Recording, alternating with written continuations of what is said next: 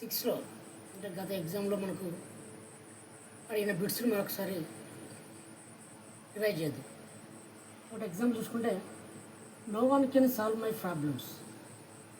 So are the suitable question tag, choose the suitable question tag అని అడిగింది కదా. So no one can, ఇక్కడ helping verb ఏదే అంటే కెన్. క్వశ్చన్ ట్యాగ్లో హెల్పింగ్ వర్బ్ ముందు వస్తుంది, సబ్జెక్ట్ తర్వాత పోతుంది. మరి ఇక్కడ నో అంటే నెగిటివ్. క్వశ్చన్ ట్యాగ్లో నెగిటివ్ ఇస్తే క్వశ్చన్లో ఆన్సర్లో మనకు నెగిటివ్ రాదు. సో కెన్ వన్, మరి ఈ వన్ అంటే ఇక్కడ ఏం దాన్ని అనుకోవాలి మనం, థర్డ్ పర్సన్ ప్లూరల్ అనుకోవాలి. No one. సో ఆన్సర్ ఏమవుతుంది అప్పుడు దే అవుతుంది. ఇక్కడ కెన్ దే ఏమవుతుంది ఆన్సర్ మనకు can they. No one, no negative, cannot they ఆడద్దు ఎందుకంటే నో వచ్చింది.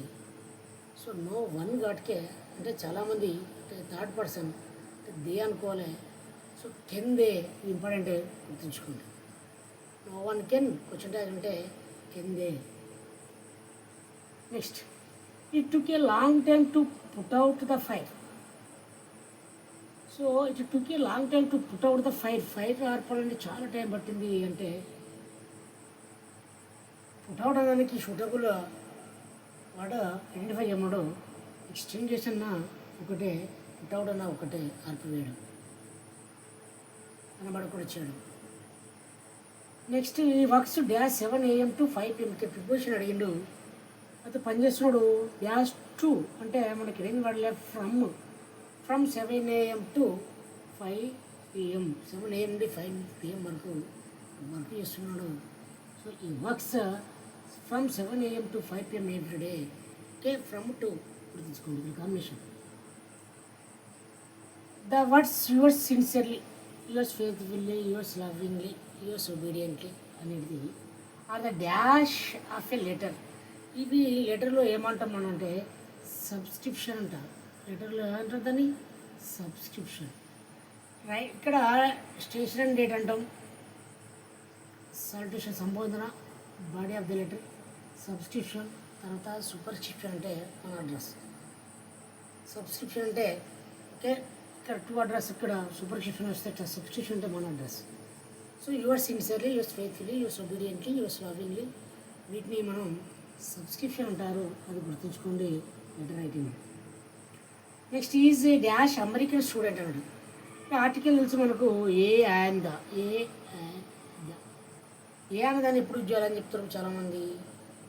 కాన్సనెంట్ సౌండ్స్ అంటే హల్లు శబ్దం ఉంది అంటే అది నామవాచకం ఏకవచనంతో అయి ఉంటే ఇది కా నుండి రా వరకు స్టార్టింగ్ లెటర్ కనుక ప్రొనౌన్స్ అయితే అది ఏ వాడాలి. ఆ నుండి అవు వరకు ప్రొనౌన్సియేషన్ అయితే ఆయన వాడాలి. మిగతా సందర్భంలో రిపీటెడ్ అయిన వరడులు ఏదైనా ఒకటే ఉన్నప్పుడు దా వాడాలి. మరి ఇది is dash American student. American students చాలామంది ఉన్నారు అంటే బహువచనంగా ఉండాలి.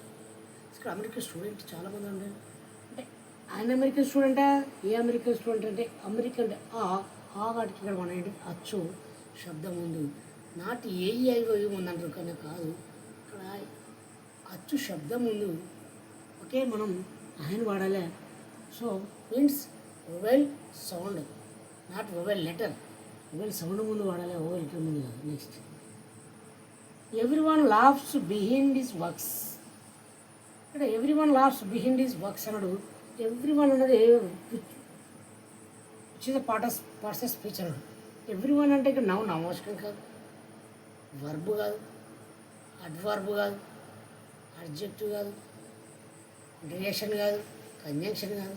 ఏంది అయిందంటే ప్రొనౌన్. నౌన్కు instead of use we pronoun, use pronoun instead of noun. ఇది గుర్తుంచుకోండి. Next, I like to take coffee dash not tea. ఇక్కడ నాట్ టీ అన్నాడు అంటే ఆపోజిట్. రెండు విరుద్ధ భావాల ముందు మనం ఏం వాడుకోవాలంటే ఇక్కడ కంజంక్షన్ అనేది బట్టర్ దాన్ని వాడుకోవాలి. సేమ్ అయితే అండ్ నాట్ తీసేస్తే I like to take coffee and tea అంటారు. ఇక్కడ నాట్ ఉంది, ఆపోజిట్ ఉంది కాబట్టి బట్టర్ దాన్ని యూజ్ చేసుకోవాలి. అది గుర్తుంచుకోండి. Next, they closed the shop. They closed the shop. Change in the passive అన్నాడు. సబ్జెక్ట్ ప్యాసివ్, అక్కడి నుంచి ప్యాసివ్ ఇష్టపడి ఏం చేయాలి మనం, సబ్జెక్ట్ వర్బ్ ఆబ్జెక్ట్ డివైడేషన్ చేసినప్పుడు ఏం చేయాలి, 3 ఓకే. ఇక్కడ క్లోజ్డ్ ఇది పాస్ట్ సింపుల్లో ఉంది. Simple fast helping verb was వర్ వస్తుంది, వెంటనే V3 వస్తుంది. ప్యాసివ్లో ఎల్లప్పుడు V3 వస్తుంది. V3 వెంటనే బై అని ప్రిపోజిషన్ వస్తుంది. బై అని ప్రిపోజిషన్ అనే సబ్జెక్టు ఆబ్జెక్ట్ అవుతుంది. ఇది ఫార్ములాగా, ఈ ఫార్ములా ప్రకారం రాయాలి. 3 అంటే ఏంది? 1 2 3 3 పాటు తీసుకున్నాం. ద షాప్ ఏకవచనం అయితే వాజ్, బహువచనం అయితే వర్. కాబట్టి ఏకవచనం అంటే వాజ్ యూజ్ చేసినాం. వర్బ్ ఆల్వేస్ 3 వస్తుందన్న. Closed verb closed. వెంటనే ఏమొస్తుందని చెప్పిన బై అని ప్రిపరేషన్ వస్తుంది. సబ్జెక్ట్ ఆబ్జెక్ట్ అవుతుంది. దేకి ఆబ్జెక్ట్ అంటే దెమ్. ఐకి మీ, వీకి అస్, యూకి యూ, దేకి దెమ్, హీకి హిమ్, షీకి హర్. ఇట్టికి ఇట్టే నౌన్కు నౌనే ఉంటుంది. సో ఈ ఫార్ములా ఫాస్ట్ సింపుల్ ఇచ్చింది. దీన్ని యాక్చువల్ ప్యాసివ్ ఇది చేసినప్పుడు మనం 1 2 3 డివైడ్ చేసుకొని ఆబ్జెక్ట్ సబ్జెక్ట్ అవుతుంది, సబ్జెక్ట్ ఆబ్జెక్ట్ అవుతుంది. So the shop object subject అయినప్పుడు అది ఏ క్వశ్చన్ వస్తుంది. ఎందుకు వాజ్ యూజ్ చేసినది? పాస్ట్ సింపుల్గా ఉంది కాబట్టి ఫాస్ట్కి హెల్పింగ్ వర్క్ యూజ్ చేసినాం. వర్క్ వెంటనే బై దీన్ని వచ్చింది. నెక్స్ట్, ఈ said to me I was cutting vegetables. Question కనుక ఉంటే సెడ్ టు అనేది ఆస్క్ అవుతుంది. క్వశ్చన్ కాకుండా మనం ఇంటరాగేట్ పడితే సెడ్ టు ప్లేస్లో కాకుండా ఆస్క్ అవుతుంది. ప్లస్ దట్ ప్లేస్లో ఇఫ్ లేదా వెదర్ వస్తుంది. కానీ ఇక్కడ అలాంటిది ఏం లేదు. ఏమడిగిన మనకు ఫాస్ట్ కంటిన్యూస్లో అడిగినారు. ఏమి చేంజ్ అవుతుంది? ఫాస్ట్ కంటిన్యూస్ అడిగినప్పుడు ఫాస్ట్ పర్ఫెక్ట్ కంటిన్యూస్ చేంజ్ అవుతుంది ఎప్పుడైనా డైరెక్ట్ నెక్స్ట్ స్పీచ్లో. ఫాస్ట్ కంటిన్యూస్లో ఒక డైరెక్ట్ నెక్స్ట్ స్పీచ్ ఇస్తే ఫాస్ట్ పర్ఫెక్ట్ కంటిన్యూస్గా మారుతుంది. అది గుర్తుంచుకోండి. ఇక్కడ చూసుకుంటే ఈ సెట్ టు ఏమైంది? టోల్డ్ అయింది. లాస్ట్ కూడా ఎప్పుడైతే చెప్పినా క్వశ్చన్ మార్క్ ఉంటాయి. సో క్వశ్చన్ మార్క్ లేదంటే టోల్డ్ మీ దట్ అనే కంజంక్షన్ వచ్చింది. మరి ఐ అనేది ఏమవుతుంది? హీ. డైరెక్ట్ స్పీచ్ నుండి ఇండైరెక్ట్ స్పీచ్లో డైరెక్ట్ స్పీచ్లో అయినప్పుడు ఇండైరెక్ట్ స్పీచ్లో హీ లేదా షీగా మారుతుంది. సో ఈ సెడ్ టు మీ, అతను నాతో చెప్పిండు. కానీ ఇక్కడ మీ. ఓకే, సో ఐ అనేది ఏమవుతుంది? ఇక్కడ హీ ఐ కావడం జరిగింది. వాజ్ కట్టింగ్ అని చెప్పినది ఫాస్ట్ కంటిన్యూస్లో ఉంది. Past perfect continuous. Past perfect formula ఏంది? Subject plus had plus being plus V4. ఇది ఫార్ములా. సో సబ్జెక్ట్ రాసినాం, ఐ హీ అయింది. ఇండైరెక్ట్ స్పీచ్లో ఎప్పుడైనా ఐ అనేది హీ లేదా షీ అవుతుంది. ఇక్కడ మొగాని గడికి ఇక్కడ హీ అయింది, ఆడ ఉంటుంది షీ అవుతుంది. సో ఈ had been cutting vegetables. First cutting ఏమైంది? ఇక్కడ హ్యాడ్ బీన్ కటింగ్ అయింది. Right. Next, they painted the town red on Diwali. Painted the town red on Diwali అనేదాన్ని ఈడియమ్స్ను ఏమని చెప్పుకోవచ్చు అంటే వెంట్ అవుట్ అండ్ ఎంజాయ్, వాళ్ళు ఎంజాయ్ చేయబోతున్నారని మనం చెప్పుకోవచ్చు.